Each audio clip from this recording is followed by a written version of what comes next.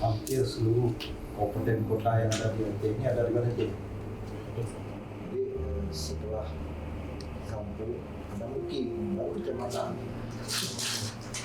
karena ya kondisi baru selesai COVID ini pembayaran ini agak susah, realisasinya rendah.